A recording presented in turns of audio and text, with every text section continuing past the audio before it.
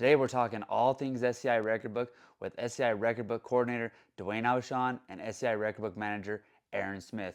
We dive deep into all the topics of the award system throughout SCI, and we talk about why you don't have to have a world record or a top 10 to enter, and why you should enter all your animals, whether it's your first whitetail, your biggest whitetail, that duck you shot this year. Yes, you heard me right. They have a award system and a record book system for upland game birds and ducks throughout North America and South America, adding more in the future. But guys, listen to this episode. It's a great one. We had a little bit of audio issues, but it's still a great episode for you guys to really understand the importance of the SCI record book and why you should become a member of SCI. They are the #1 organization fighting for our future rights as hunters.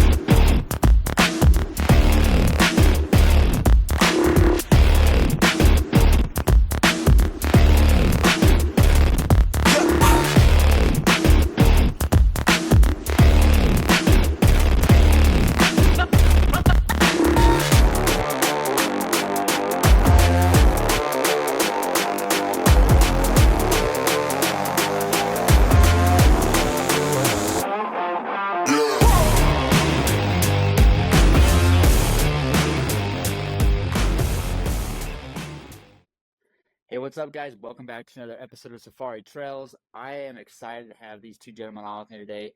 These two gentlemen are from Safari Club International, and they are part of the Record Book Committee. And we're going to talk about all things SCI Record Book.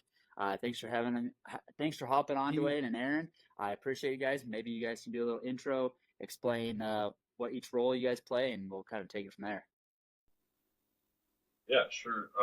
So I'm the record book department manager here at SCI. Been here close to 2 years now. Coming up on, uh, and yeah, kind of manage the department, everything that goes along with it. And my trusty sidekick over here that pretty much handles everything record book you could possibly think of, all that. So, Yeah. So, Duane Aubuchon, I'm the record book coordinator. I've been there for about 5 years. I do a lot of the data uploads, working with the software, also help members get their awards, track their path to get an award. We have a couple other staff members, um, Rachel Settle and Lila Bessler, that also help out doing that same thing, and work directly with the record book committee to review new categories and see which species we're going to keep in the record book, or which species might need to be taken out or modified. Awesome, that's sweet. And so that kind of like segues into my first question is, me and Aaron talked on the phone about 2 weeks ago, and we talked about how the record book is not essentially all based off of number ones and top tens. Yeah, I don't know which one of you wants to jump in on and explain, but explain the difference between because when people think, oh, he's just doing it for the record book, it's like if you think Boone and Crockett or any of these other systems, it's like based off of the size of the animal. For you guys, there's a bunch of different award categories that I feel like have zilch to do with actual score. And then there's also the way you can enter without even being recognized as well. yeah. So Dwayne, I'll start, but I'm sure you're gonna want to jump in here. You anybody that's an SCI member can send in an entry, right? You got two choices. You can send in a record book entry that actually has a measurement form and you got it scored, or you can send in what's called a photo entry, right? And the photo entry is just a photo of you with your animal in the field, right? Um, and it goes on your profile. Nobody else can see it. It's just a way for you to track kind of where you've been and what you've been doing. The animals have, right? And we have a field journal. Mackenzie, you and I talked about that. That's a great way for you to track your progress, right? So you can use those photo entries to go through your field journal, check the boxes, right? And see where you're at. If you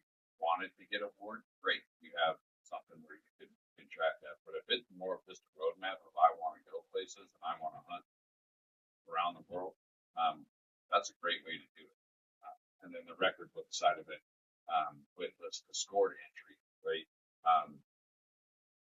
That's more for the guys that do want, like we talked about, like, you have bragging order. They want their scores in there, right? But that's more for, yeah, I want those up there. I want to see my scores. I want to see where I stand. But I don't, it's not like you have to feel like you have to go that route. You've got two different routes for a reason. So Duane, you want to piggyback on? Sure, yeah. A couple of the other record book systems you've mentioned, you have to have pretty large animals to get into Boone and Crockett. Not so much for poking young, but with a bow, it's more difficult. Ours are really based on just taking a mature animal. And the reason for that is we want to get as many entries as possible, which actually increases the sample size we have in our record book. So, we've had various organizations do some studies, and they'll use samples from our record book to document whether populations in various places or countries are changing over time, whether animals being harvested are getting bigger or getting smaller. So it has some scientific implications for that. But also, it allows anyone to participate, right? You don't have to go take the largest animal. And if you don't want the score in there, you don't have to. You can just do a photo entry, and that way it just goes on a member profile. It doesn't go into the record book. Or you can remain anonymous. We'll issue you a member number, and you can just track it yourself, and you don't have to have any of your animals or achievements completed by anyone else except yourself and SCI. Yeah, and that's a totally different number from your SCI membership number, correct? So then no one can figure, like, there's no way anyone outside of the select few people on the board will even know who these people are that are doing anonymous, correct? Right, right. So you have your SCI membership number, and then you have an anonymous record book number that only the member will know. Yeah, and Yeah. I mean it's so anonymous that, just to give you an example, yesterday I was packing a horse black, and I'm searching for a guy, and I couldn't find him because it was just his number, right? So I had to go through species and all kinds of stuff to find him. I mean, they're locked away pretty good. So I think that's cool. Like, obviously, like, it just shows that it's like, just with the fact of that, it just shows that it's not all about the number ones, the top tens. It's not always about who's shooting the biggest, this and that. I think that's really cool. And then, like, a thing that I look at the record book for, and like you briefly talked about other organizations you're looking, I look at the record book as like, it's almost like a search engine. Like, when you get on there, you guys have different categories for Africa, Asia, Europe, North America. You have different areas that you can be searching in, and you can search different species. And there's even species on there that you can't even hunt anymore. Um, or I don't even know if you even could hunt some of them, but it's still like a system, because it even explains on there. It gives descriptions of where they were located at, if they were, if they're extinct now, but it gives where they were located. Kind of gives like a background on a bunch of different species that hardly anyone knows about anymore, really, which I think is very sweet. And it just gives, it's like an educational piece. Is that kind of how you guys like have always thought of it being that way, as more of an educational piece as well, for like people just to get on there and like find where these species are even located? Yeah, I mean, Dwayne spends a ton of time. So as a record book coordinator, he's not just putting in entries all day. He's not just talking to people about, hey, you missed this on your form, or he's putting in entries into the book. He spends a ton of time on taxonomic help, right? And so he's letting people know, like, distribution of these animals. He's letting them know, where they can be found, what, all the different pieces that someone needs to know when they're going to hunt them. The way you'd actually be great at speaking to them. So take over on that. Yeah, so it's a lot of it's based on when the book was generated, which was in the 1960s. So you could hunt a lot of species then that you can't hunt now. So we have like a legacy species in there. So there's still records because we had either some members take one or two, or we try to keep that current with our taxonomic notes and provide just a real good resource, not just for members, but anyone interested in the history of that species, kind of like you were talking about. And so some of them you can't hunt anymore, but we still document that category because you could at one time, and people might want to know where those species are at or were at if they no longer occur there. And they may want to see if things have been, what was taken in the past, right? That's still documented there, right? And, one thing that we've noticed that moving our headquarters, right, in San Antonio, as we've been taking down the CJ McElroy room. When we're going down through there, we're looking at it and we're like, man, this is a collection that may never be duplicated ever, right? You may not be able to find this anywhere in the world. And it's kind of the same education for us. We're looking up on the walls and seeing anything we can't hunt anymore. And members have that same option in the record book to look through and see things. Yeah, you can't hunt them anymore, but people did. And kind of here's the dates when they took them and where they took them and where they were and who had success and who didn't.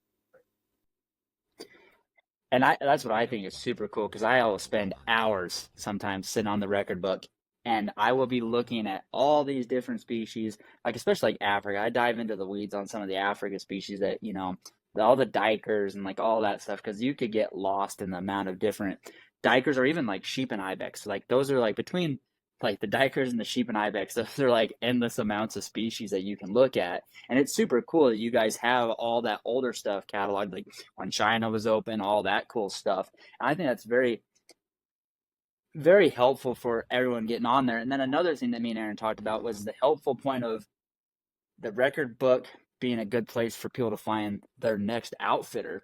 Do you guys see a lot of people using that record book? Like get on there and you see, XYZ outfitter has so many, maybe not like top 10 entries, but overall has so many entries of these species. Like that's a good way of finding an outfitter to me is saying, oh, he has, 75 entries in the record book, maybe not all top 10, but that shows client success overall. Do you guys see a lot of people looking for outfitters that way? Go ahead, Duane, because you do more of that. Yeah, so a couple things there, right? You can search our record book by outfitter and see how many species or where they hunt. And we also have hunt reports where our members can go in and rate an outfitter's performance. So you can look at it both ways. You can see if they've taken a lot of animals, or you can see if current members have hunted with them and they've had a good experience. So it is a good resource, definitely. If you're going to a country you don't know a lot about, you can search by outfitters for that area, see how many members have gone through and hunted with those folks. And of course, if there's a lot of entries, chances are it's a lot of business and they're doing a good job.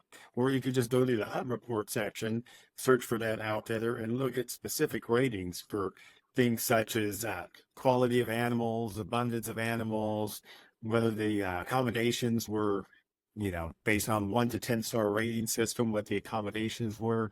So it's just a whole slew of information there that members can use to determine where they want to hunt next. Speaking on that real quick is you have, like you said, you can search locations and outfitters. How many different searching points can you do within the record book?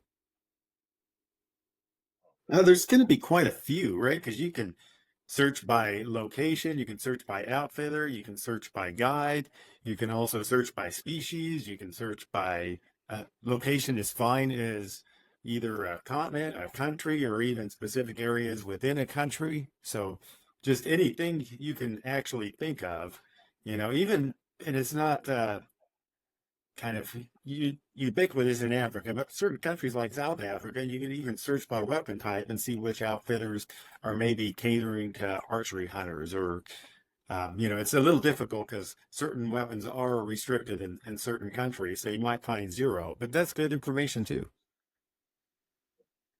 Yeah, I think like again, it's like just a massive search tool, like for the hunting Oh, yeah. industry is that's what I think of it as. It's like the like a Google based thing just on the SCI record book for what you're looking for when it comes to outfitters hunting areas, like you said, weapon choice. Because I've noticed that before. Like I go there and I did it, but I never thought of a guy that's a bow hunter. Like, okay, I want to find the outfitters producing stuff for bow, and I just want to see. That's a great point to prove. And I think that's a super good thing for people to know. It's more than just a record book, and that's kind of like what I wanted to get the point across here at the beginning was it's more than a record book. It's a research-based tool, and it's just like a cool thing because I like to be able to get on, learn. I like to track my animals, and it's sweet. You can do you can print out your own species reports and all that cool stuff to see what you've done and what you've entered. And you might say, oh, I still need to enter the buck or bull I took last year. And I think that's very cool. Is there any key points that you guys see that you think are like the biggest like benefits of the record book in your eyes? Well, I mean, that's kind of hard to touch Sean, I mean, there's a lot of benefits of the record book. It goes in individual status, and it also goes like overall, right? I mean, every time somebody puts in a record book entry, right? That the net proceeds from that are going to conservation dollars, right? So it's a lot like Pittman Robertson Act, right? Where all that tax is going to the conservation, right? We're working on supporting the environments that these species live in, right? Keeping them healthy, and doing the things that we need to as hunters, right? And people who support hunting to support just the overall. What do you want to say there? Just the overall sport of hunting, right? Conservation, wildlife as a whole, right? We're not just taking dollars in and supporting SCI, supporting everything that goes along with it. There's also benefits, as like you said, for individuals, right? Where you just mentioned it, being able to track your own species, right? So if you are someone who's really interested in the awards program, so to speak, right, then you're able to go through and track that, go back and say, okay, I have these 5 species on this continent, I have these 5 on this continent. How do I plan my hunts accordingly to be able to go through and hit these in the most like efficient manner, right? Because I mean, Duane brought it up earlier. When you're going through and you're trying to search through outfitters, right, and you're trying to pick the ones that are best for you and by weapon type and things like that, maybe that doesn't line up with what you had in your head. But if you have this roadmap, you can go through and use all the tools available and really plan something out for yourself. It's not just going to be this thrown together trip, right? It's not going to be this thrown together journey that, hey, maybe it comes out well or maybe it doesn't, right? Nobody wants to go spend, $65,000 on a stone sheet twice, right? Like that's not the goal. So, it allows you to be able to really do things in an efficient manner, right? As me coming in as a new guy a year and a half, 2 years ago now, like that was something that I noticed first. Like, one of the first things I noticed, man, this really gives you a way to track things efficiently. So if you're just starting from the beginning and you only have, maybe a Midwest whitetail, or you only have like a Rocky Mountain elk, right?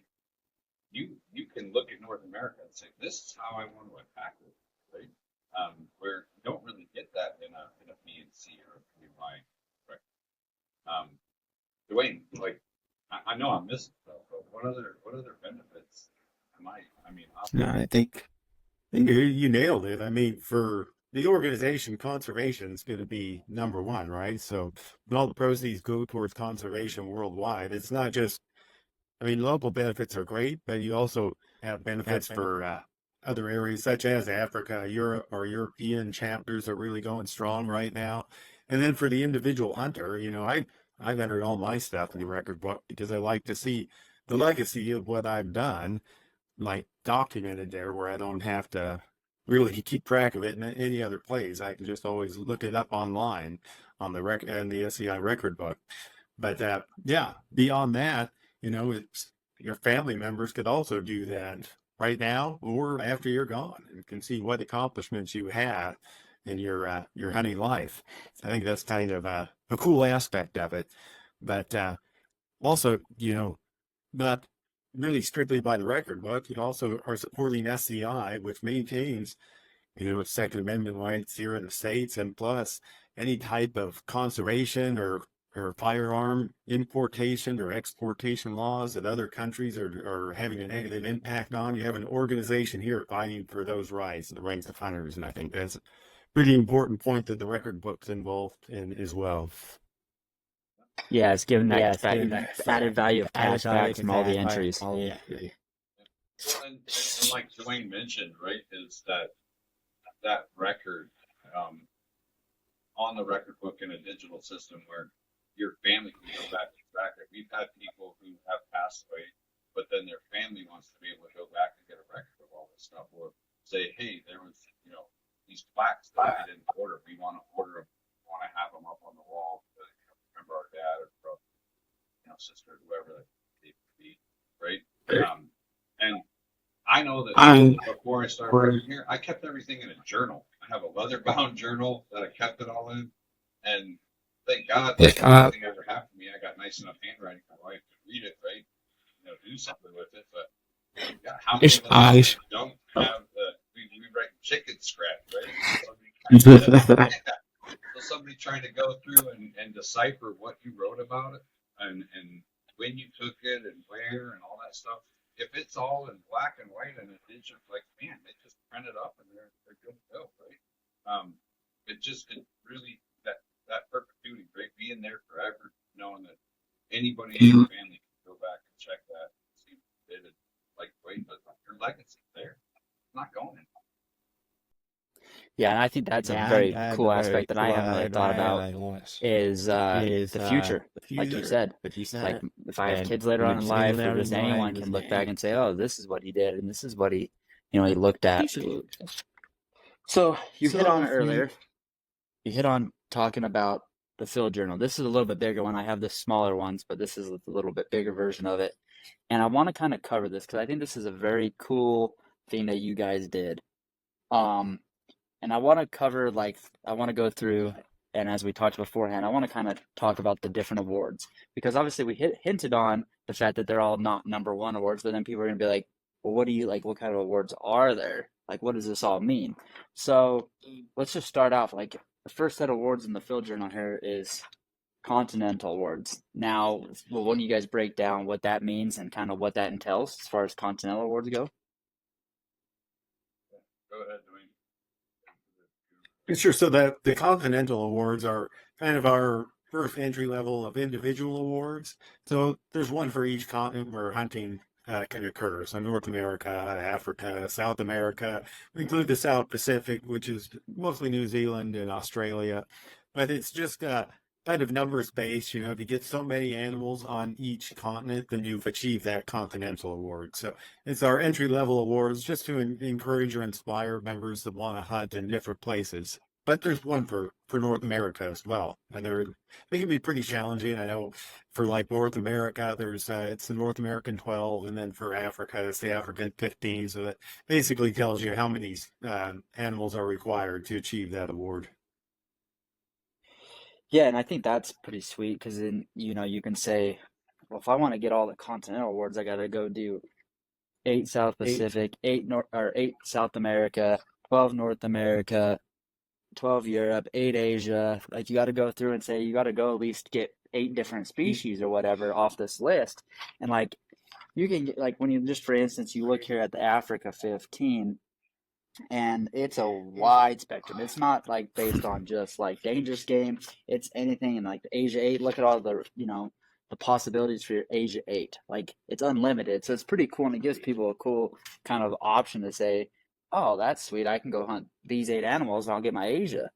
So then after your Continental Awards, you move into the Milestone Awards. And I know there's a lot more milestones than your Continental. Can we break down like what you guys came up with when it came up with the Milestone Awards, what it takes to get those, and so on?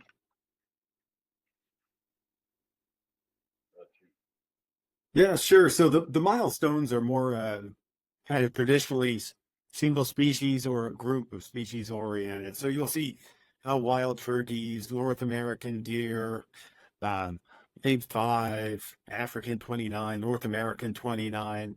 So there's usually a goal that's involves species or a group of species. You'll also see like you know, um, for example, European 25, things like that. So they're a lot of times based on the continent, but a lot of the time based on species. Um, elk of North America, caribou / reindeer of the world, but basically almost based off of our original North American sheep Grand Slam. Our milestones are based off those type of achievements. And a big thing about the milestones that I like, and a lot of this is a big misconception overall. When people hear the name Safari Club International, they always think just like Africa, which I think is, I mean, obviously there's reasons. Like, I love the name. I think the name's cool. Like, some people say, well, that was a bad branding mistake, whatever.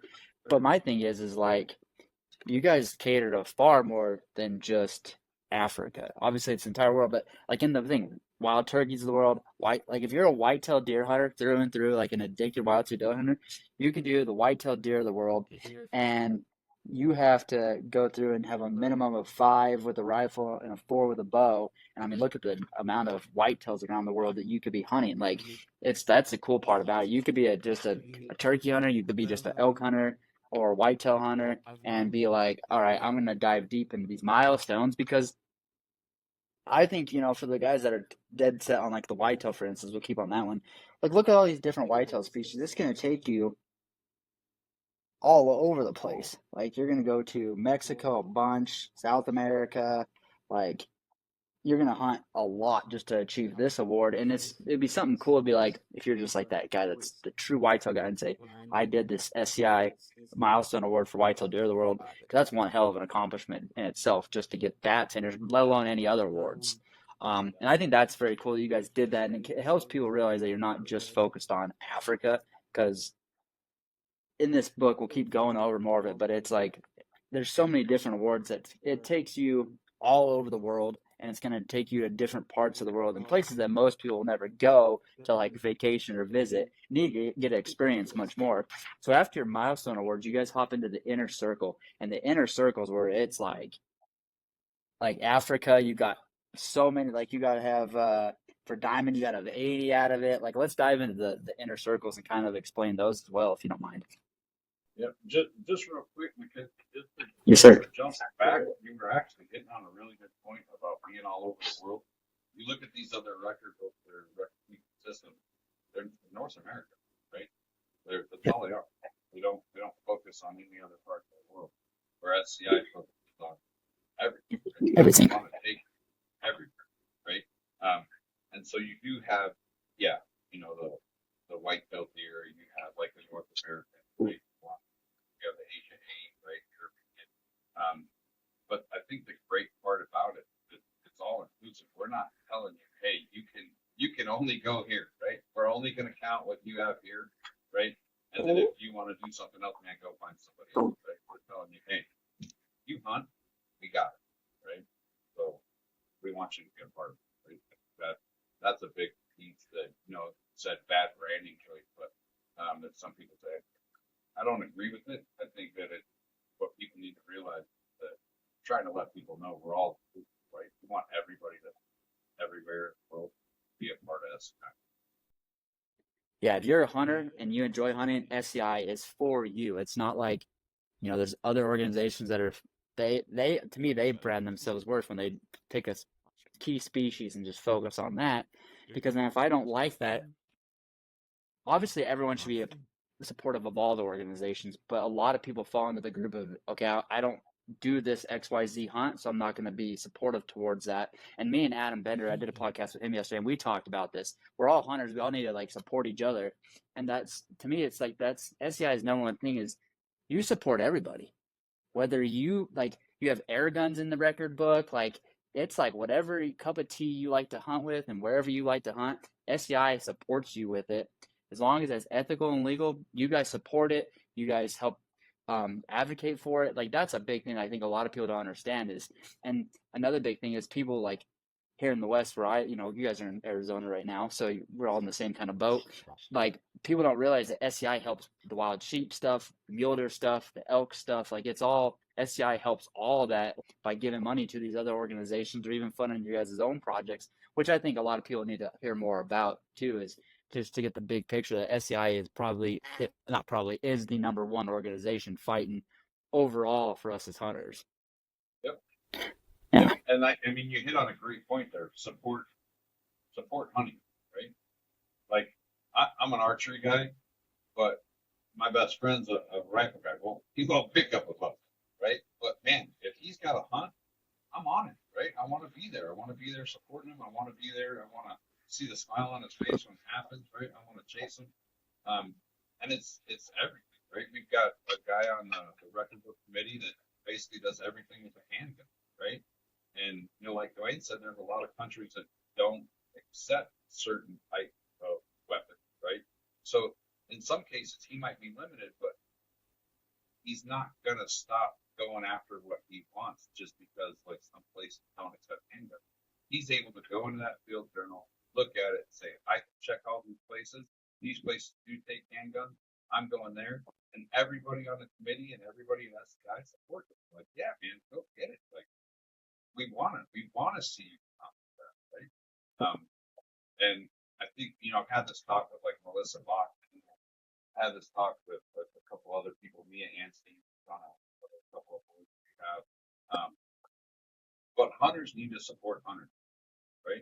And that's the big thing. If you're a rifle hunter, great, but support your archery guys, right? Support your muzzleloader guys, support your handgun guys. Like everybody that's out there trying to do the right thing, right? They're all putting in dollars for conservation.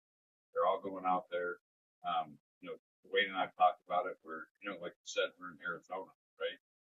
We have a lot of stuff down here on the border where we're out picking up trash on our own time, right? Like just kind of cleaning the place up. But we feel a responsibility to other hunters to be able to go out there and clean it up and keep the environment clean and give these animals a place to go, right? So it's, support your other hunters. And I think SCI does a phenomenal job with that, right? I think we do a phenomenal job telling everybody, you're all included. We don't exclude you because you don't hunt North America. You're not going to go to that. Like, everybody, we hunt it all. Yeah.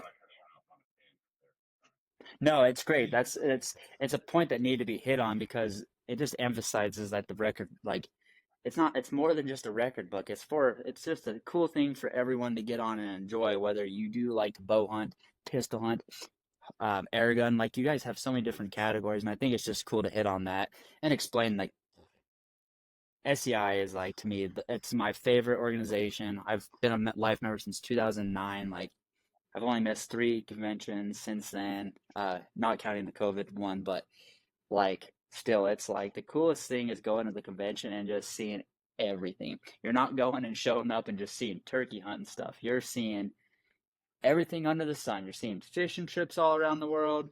You're finding the coolest outfitters around the world. You're finding jewelry makers, clothing, like all sorts of stuff at convention. And then you guys have a booth up front, which is super sweet. Then people can come pick up all these field journals and all that cool stuff.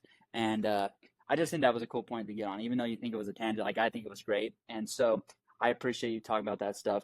So that's a great way to segue back into the inner circle stuff because again, it's not just for bow hunters. It's not just for rifle hunters. Like you have Animals of Africa with a bow, Animals of Africa, for other choices of weaponry, whether it's rifle, handgun, muzzleloader, those are all within the same block of continued here, but bow hunting separate, Animals of Europe, like what does it take to get some of these? Because I mentioned you got to have 80 to get diamond within Africa. You have to have 15 to get diamond within Asia. Like there's some massive achievements that have to be made just to get one of these inner circle words from one continent alone. Yeah, so most of the inner circles are much more broad. So we try to either, if it's a continent base like Animals of Africa, it's really involved. That's why we have levels, right? Starts with copper and then goes to bronze, silver, gold, and diamond. And each one gets a little bit more difficult than entail.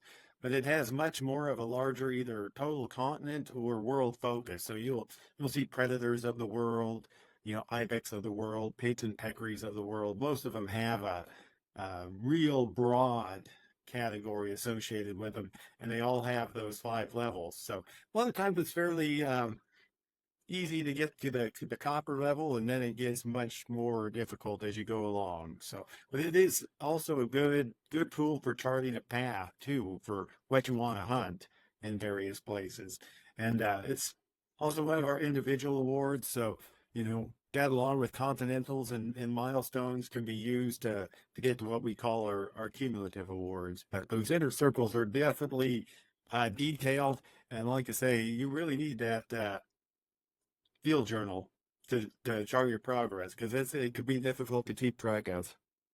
Oh, 100%. Because like I'm still scrolling through this, and it's antler game of the world, mountain game of the world. Like you could explore the world just by doing the mountain game or the antler game of the world categories. Oh So yeah, then, definitely.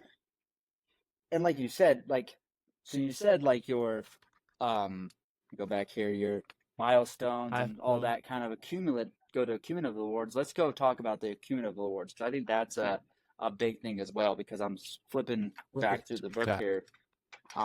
What's the first section of the cumulative awards here that we get to? Still in inner circles. All right, cumulative awards right here, like your first pinnacle, second pinnacle, third pinnacle. Can you explain the pinnacle awards to us all? And I'll show everyone like kind of what that looks like. Yeah. I mean, Duane, I can jump on there. Yeah, go right ahead, Aaron. So with the first pinnacle, like you're achieving different levels each time, right? And it requires so many things. So you're gonna have like you got 45 milestones, right? The first one you need, the first pinnacle you need 6 of them, right? Or 6 inner circles at any level, right? And again, those levels they're described there in that field journal, but it's like bronze, copper, silver, gold, right? So you got any of those levels, then you need 6 of them at any level to get that first. And then the second, it just goes up each time. So when they go into the awards program and they want to get the pinnacle, they're going to get that they've got those first 6 and they get that first pinnacle, right? They get this cool crystal obelisk and a 4-tiered base. They set that up. They get their first little plate. And then as they complete each tier of that pinnacle, right down to the 4th pinnacle, they get another plate for it. And it stacks on it. So like the second, you got to have 4 inner circles at the silver, 2 milestones, right? And the 3rd pinnacle is 4 inner circles at the gold level, 3 milestones. And then the 4th is 5 inner circles at the gold and 1 inner circle at the diamond, and then 3 milestones, right? So you have to have that field journal in front of you, kind of being able to go through and check your boxes, right? It's got boxes in there, so you can check them off, go through them, and say, this is where I'm at, right? And then once you hit that 4th pinnacle, you can look in there and you checked off a lot of boxes. I was gonna say 4th pinnacle takes a lot of damn hunting. Yeah. So we have a couple of guys that are, I'm sure you know Nick Hoffman, but and he came to convention and he was looking at it. He's like, man, I didn't realize I was this close. Like I had done all these hunts, but until I got this field journal from me, I didn't realize where I was at or like what I had really done, like places I had really gone. And then I started checking them off and went, man, I'm closer than I thought. I got to go here and here. And then hunt these 2 other places, and I've accomplished this kind of thing, right? And he's like, man, it makes it so much easier when you got a roadmap in front of you to follow to be able to achieve these things. But for him, it wasn't really like I achieved this award. Like I get to go hunt more, right? I get to go more places, right? He calls it travel to hunt-itis, right? And it really opens that up where you're like, oh crap, I want to go to these places now. I want to do this. Like, I've already got this. I didn't realize how much I had.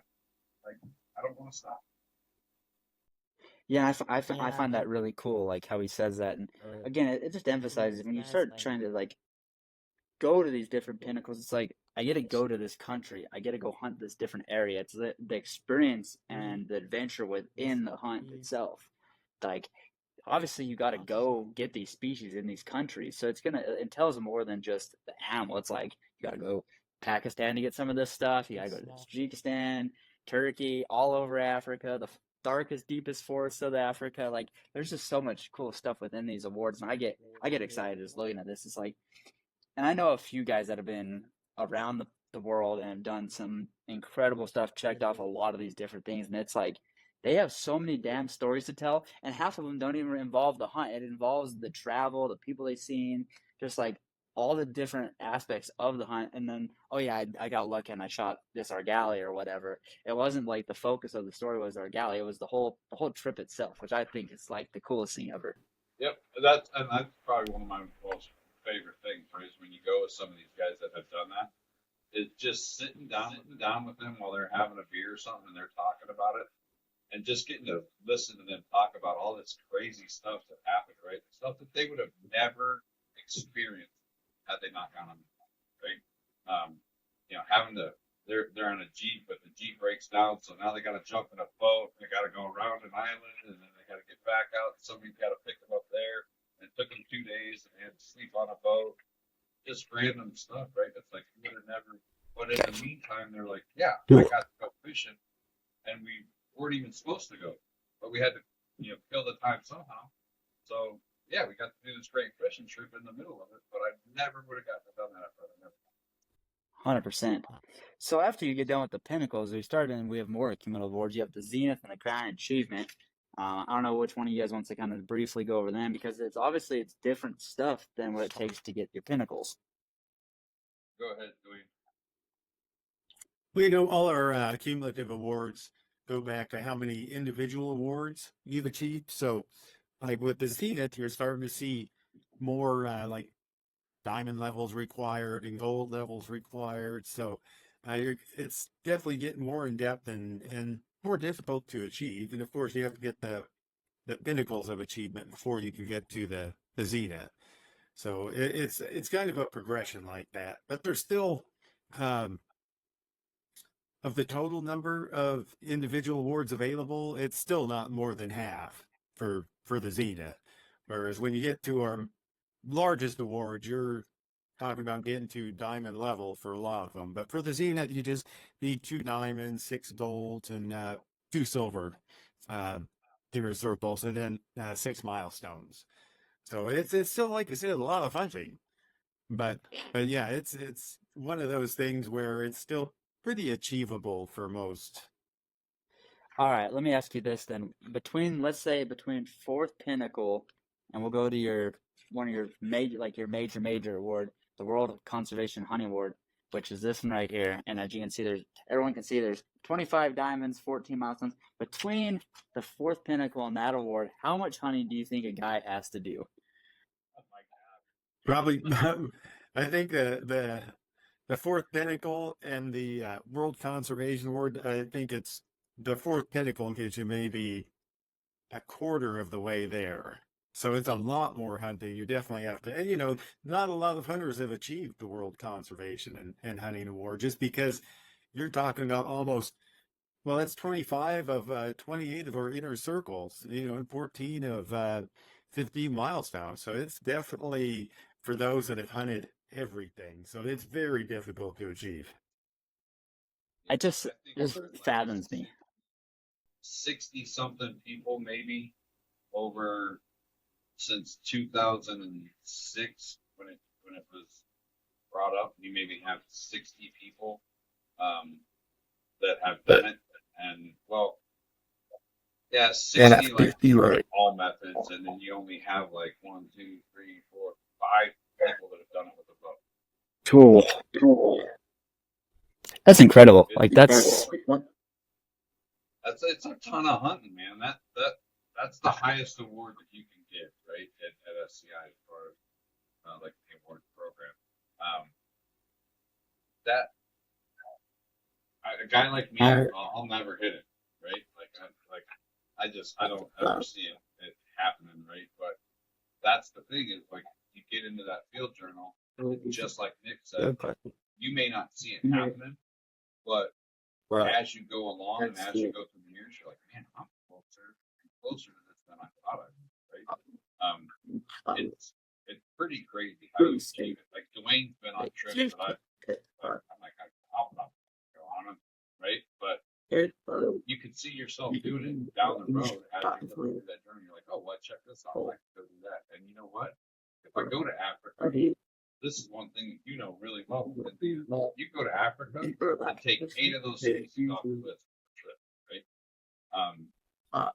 It might be a 3-week trip or whatever, but you could knock 8 of them off in one trip, right? Where some of us look at it as like, North America, you're thinking, gosh, I could take 1 elk and a mule deer and maybe a whitetail trip, but I'm not taking on 8 trips. Some of these other countries, you can go and take 8, 10, 12, right? Duane just did a trip last year. I think you had 8 species that you took. Duane? Yeah, it was 8. Yeah. So, and that's one trip, right? So, yeah, you might seem like, God, it's going to take me 20 freaking years to get this done.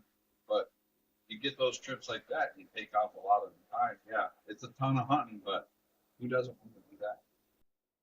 Ex- Exactly. Like, Exactly. and that brings like the very first ones at the Continental Awards. Like, if you go to Asia and or Europe or wherever and shoot X amount of species, like I would say between Africa and the South America, South Pacific, it's much easier to even accomplish those in just one trip because there's like the abundance of species, but then obviously the cost ratio as well and the timing of it. Like, but you could go do a single hunt and even Africa 15 is going to be very difficult in one trip, and obviously impossible actually. But like the South Pacific stuff in South America, you could actually do those in a single trip, which I think is really cool because if someone wants to just someone wants to achieve these, but again, they're like, I can't go to I can't go to South America 9 times or 8 times and do one species each time. You can go one time if your budget affords it or whatever, and take all 8 of these in one trip. And it's very cool that you can do that.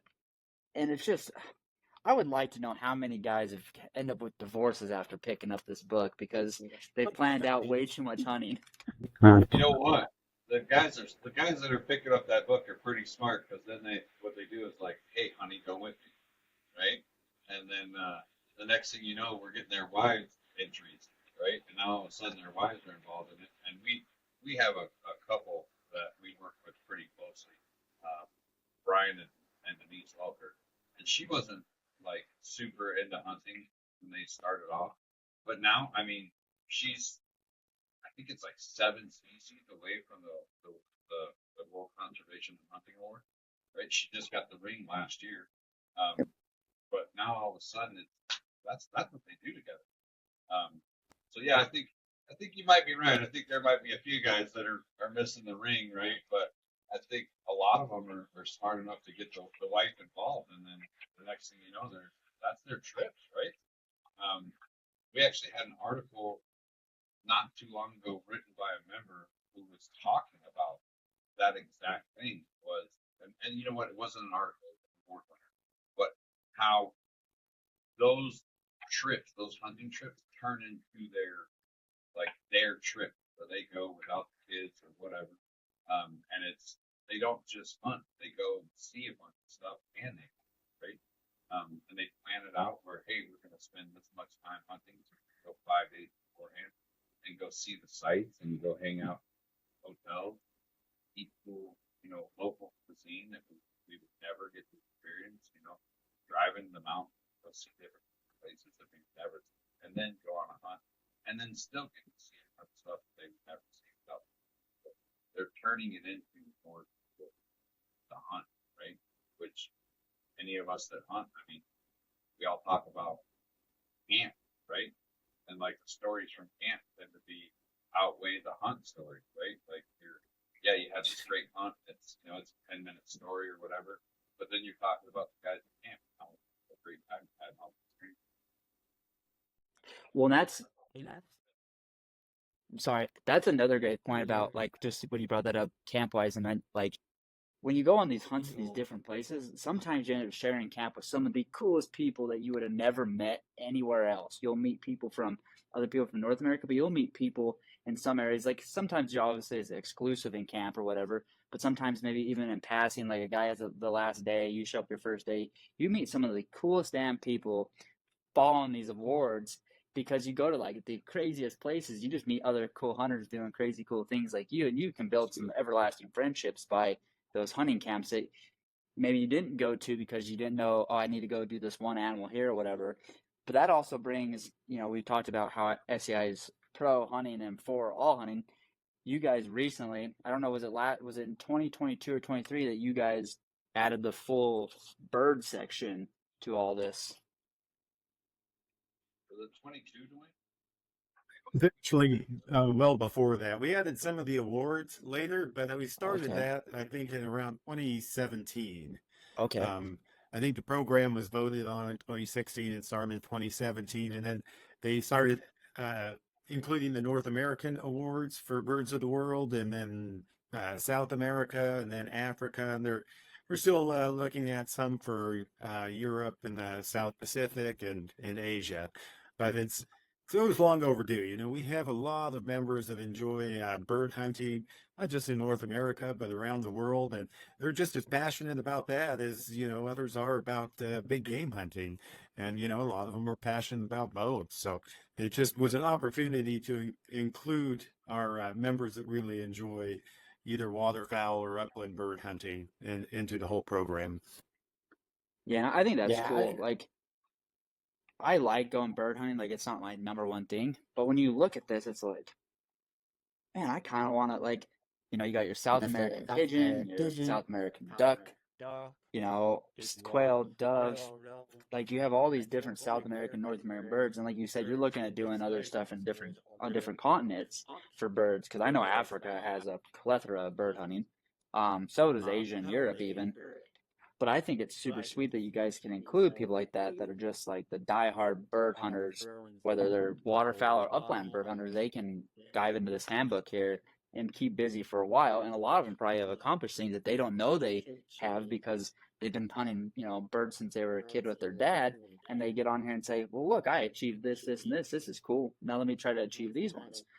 And I think that's a super sweet thing that you guys did was adding that in. And to wrap it up and to kind of finish off the book here, there's different things at the back end here, which I know some people are like anti-awards, like some people, but there's a gentleman that actually lives in Utah, Ben Segmiller. He's accomplished a lot of these, and he doesn't have a lot of his mounts anymore. He scores a bunch of stuff for me, and when I go down there, he doesn't have a lot of his mounts anymore. He sold a bunch of them, but he has all of his awards that he's gotten over the years, and he has like all the Boyer bronzes, like all that stuff, and like to me, it's like, even though he doesn't have the mounts from those hunts anymore, or from a majority of them, it's still a big conversation piece for him because someone says, well, how'd you get this one? And he can sit down and explain, like, I went and did all this. I seen this. I went to these cool places. And so I was kind of wanting to finish off with these, like, inner circle economy bronzes and kind of what options people have as far as like good gifts to give to their spouse, their kids, or whatever that are hunting within the organization, and money that benefits SCI and as a whole there. But what are some of these end pieces here, like the Boyer bronzes and the economy bronzes? So the economy bronzes come after you reach a certain level, right? I believe it's diamond, right? Duane, after you reach the diamond level. Get economy bronze, and then the Boyer bronzes are after you've reached like some of those higher levels, right? And you can get it for like birds of the world, or not birds, turkey, right? Or mountain game, right? And you can get these Boyers. So if you've accomplished everything in that category, now you can get the bronze to kind of commemorate you've got it done already. And they're pretty sweet. I'm sure you've seen them at convention at our booth. We typically have like a half round area at the center of the booth, and we've got all these bronzes up there. And they're one of a kind pieces right there. They're showstop. So the fact that it's a guy in Utah that got these, right? I can just see people walking in, seeing the bronze, and asking the questions like, yeah, where the heck get that? How did you get that, right? Because you're not going to see that in every Joe's house, right? Like that's something that took a long time to go out there and put in a lot of hunts, a lot of time, a lot of effort to achieve. Duane, on the Boyers, can you be more specific on the like qualifications of other people? Yeah, sure. But even before that, we have plaques and different medallions for just individual animals, right? I took a mule deer that ended up aging out at like 10 and a half, just a real old buck. So I ended up getting we call a Methuselah plaque. So we have a Methuselah award for those animals that have lived forever and they're past their prime, but they still represent, that old warrior of a buck that just happen to be lucky enough to come across. And you can get those plaques, or we have top 10 and top 20 plaques for any that rank high in a category. But then beyond that, for these cumulative awards, like Aaron's saying, we had contracted with Fred Boyer to create these spectacular bronzes for achieving the diamond level for some of those inner circles or milestones. So if you ever get a chance to stop by our booth or even look at the website, there's jet plaque for the Big Five or the African 29 or Predators of the World are just, boy, they're just works of art. Then spectacular looking, and beyond that, we have, Aaron mentioned the smaller bronzes. So if you get a um, award plaque, say for one of the Predators of the World, once you get to the diamond level, you can actually select a smaller bronze that comes with a plate holder, so you can display the plaque and have that smaller bronze of your choice to show off your accomplishment as well.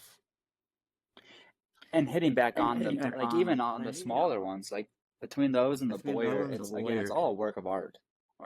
It's nothing, to me, it's no different than buying just like a bronze from somebody.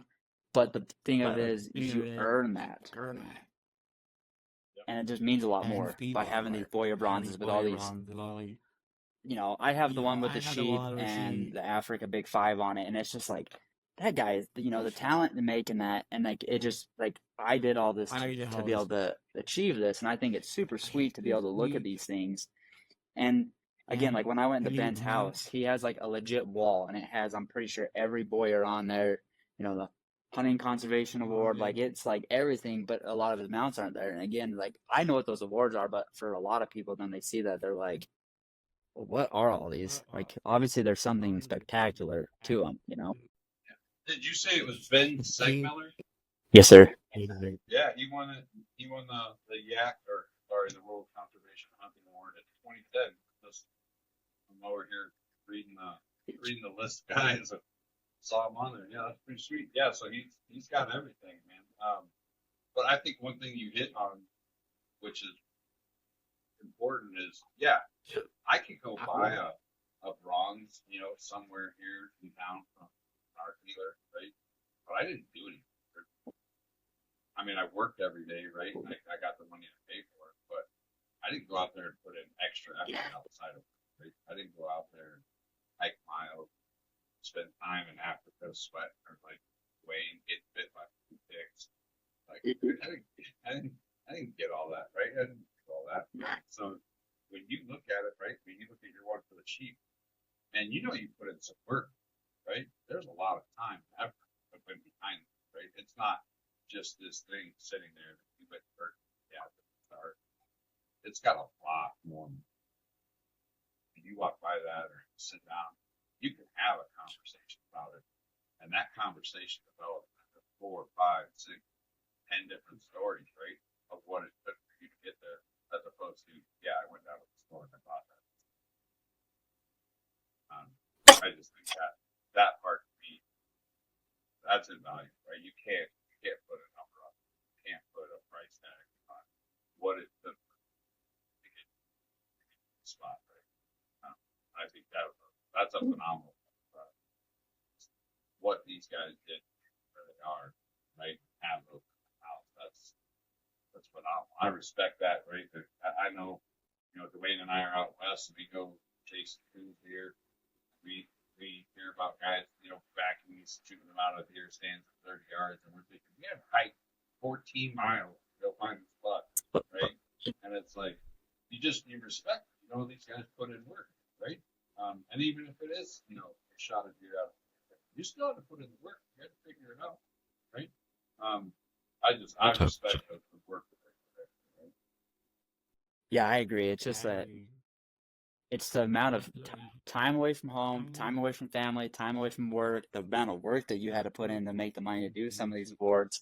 It's just like, damn, that's just the amount of memories. Like there's, obviously if you have a mount, like we all got mounts behind us, but the mount has memories. But if you have one of those awards, whether it's a Boyer bronze or even one of the smaller ones with the plaque or even a plaque, it's like the memories that are involved in that little piece of hardware right there are, you can't copy those. You can't buy them from the store. You can't, like, it's just something that lasts with you forever. Is those memories from this. And that wraps up the whole entire record book system with you guys. It's all the memories that are involved with each and every trip to achieve each and every award or milestone or anything like that. And I think that's the coolest part about it. Like we beat the horse a lot, but it's not about number ones and top tens. It's about the adventure and the experience of all your hunts, no matter whether it's birds or bow hunting or air gun hunting or whatever it is. I think it's just super sweet that you guys didn't categorize yourselves into one select niche of hunting, and you said we're open for everything and anything. Yep. Yep. I think you're dead on, and I'm glad you said you can't buy it from the store, because you got to call us. But one of the coolest parts about it is, like, yeah, you got to go earn it, right? We do have people call in. They're like, hey, can I just buy this before I finish doing this? We're like, no, man, you got to go earn it. You got to go earn it, right? And it'll be funny because Duane will come over and be like, yeah, this guy just asked me if he could buy this, but he hasn't completed this.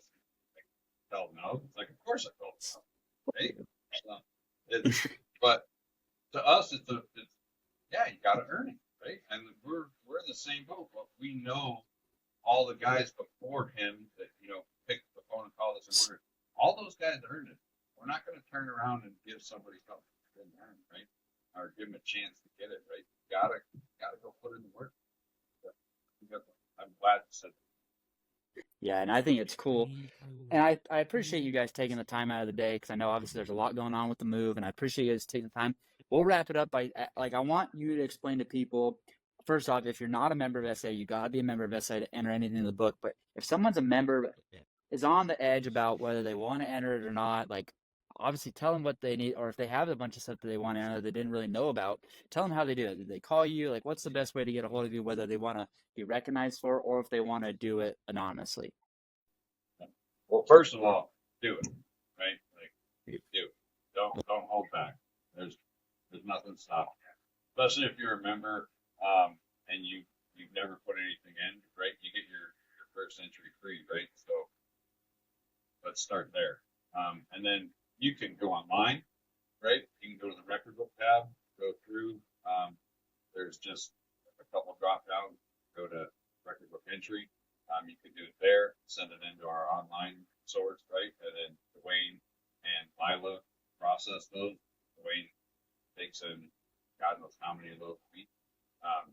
Or you can call the record book department. You could ask for Duane or Lila, and they can walk you through any questions that you have, right? First of all, Duane's going to walk you through everything, step by step. Hey, this is what you have. This is where you're at. You send me this. This is what you need, right? So if you want it scored, right, I need a measurement form by an SCI measurer. I need your photos. Send them to this address. Send them to me. Scan them. Email them. There's so many different options of getting those things over to us that, in my opinion, there's no excuse. If you were on the fence about it, don't be anymore, right? Get them over to us and we'll get them before. Wait, you want to touch base on this there? Yeah, and usually I tell people, first of all, they should be in the record book. All the money is going towards conservation, and every animal that we have in there is a data point for any future research into that species distribution or abundance. And by getting into the record book, they're just using their member benefits, right? Because if you're a new member, you get the first entry free. Like Aaron said, if you're a life member, you're going to get 5 entries free, and you're going to get free entry into our award system. So it has nothing but positive impacts for wildlife and for members. And like Aaron was saying, you can email it to me. You can go on the website, enter it that way, or you can still use snail mail and submit it. As long as you submit a form, a score sheet, and a photo, that's really all we need. We do have a series of official and master measures. If you're going to get a scored entry sent to us, you do have to get it officially measured. But we do have a measure locator on our website for members to look up any measures that might be close to where they live, too. So we try to make it as easy as possible. Yeah, that was a good point, is bringing that part up about the official measure, mass measure, and the locator key on there, because that's a big one, is trying to find someone close enough to you to have that stuff. But if you get on there and you look, there's enough of them that there's going to be, even where I live in BFE, Wyoming, there's a guy within a couple hours, and it makes it worth it. So Guys, I appreciate you taking the time out of your day. I really do. And I hope to get you guys back on for another one here in the future. Is there any last words you want to say to the listeners or people that maybe aren't members of SCI? Well, yeah, become a member, right? You're only helping the animals that you want to go out and experience, right? You're helping with projects around the world, right? You're not just focusing on your local problem, you're focusing on the world itself. And like we said in the beginning, support hunting, right? So by becoming a member, you're supporting hunting around the world, right? Um, take the time to understand that you're not joining, you know, some small little organization, right? You're joining an organization worldwide that is, as we speak, we're coming, to where we're getting involved with other organizations around the world, right? Synergetica and over in Spain, we just, purchased them and we're working our way around the world. So yeah, everybody can be a part of it. Um, I think one of the big things that we want people to know is you don't have to be the guy with 300 heads on the wall, right? Yeah, you can be the guy just starting out. We want you to be a part of SCI, right? Those are the guys that we really want to reach out to. A lot of these avid hunters, they know about it. Most of them are a part of it. But we want the guy just starting out. We want that guy that just shot his first buck last year, right? We want those 14, 15-year-old kids to be a part of it. We want to start really teaching, future generations what it means to be a responsible, ethical hunter, right? Not the support, right? The organization really supports that responsible, people, ethical hunting around the world. And we want those kids, right? We really want the younger generation to become part of SCI. So all the moms and dads out there, if you got kids that aren't a part of SCI, let's get them to be a part of SCI. We want them all. We want them all. We want everybody we can get. But, we got to fight, right? We all know it. We got to fight. That's why we travel to DC every year. We go lobby all the politicians to make sure that our voices as hunters are being heard. And if we don't have future generations continue that fight, we're not going to be able to do the things that we love to do so much. Get out there and carry the bows, carry the rifles, make memories. We're going to lose that if we don't stay on top of it, stay vigilant, keep our future generations active. Organizations like SCI. Duane, you want to add to it at all, or you got anything left to say? Yeah, I think I'd just say, if you're passionate about hunting and passionate about conversation or conservation, you should be a member of SCI, whether it's a national chapter or even local chapters where you see a lot more conservation work on the ground locally. So, Aaron and I are members of both, and we definitely put our sweat equity in when it comes to hunting and doing projects for wildlife and cleaning up habitats like Aaron was mentioning before. So I would encourage every hunter that's passionate about the sport and conservation, join SCI, become part of a larger community of hunters, get your voice heard, and meet and be around people that are like-minded as yourself. And I think you'll have not just a great time, but you'll actually be contributing towards protecting your rights as a hunter and conserving wildlife. Right on. I mean, I couldn't have said it any better myself. So I appreciate it, guys. Thank you so much. We'll wrap this one up here. And until next time, thank you guys, and go join SCI.